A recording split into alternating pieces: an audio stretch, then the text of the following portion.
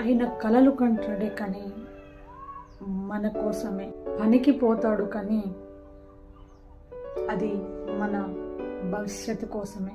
తన కష్టాన్ని చూపించడు కానీ మన సంతోషం కోసం జీవిస్తాడు. నాన్న ప్రేమను ఒక్కసారి గుర్తు చేసిన కానీ మౌనం ఈ గుండెను తాకుతుంది.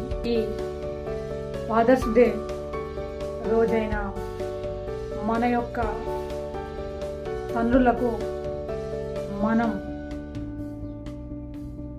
థ్యాంక్ యూ నాన్న అని చెప్దాం. ఇది వాళ్ళ జీవితంలోనే వాళ్ళకి గొప్ప బహుమతి అవుతుంది.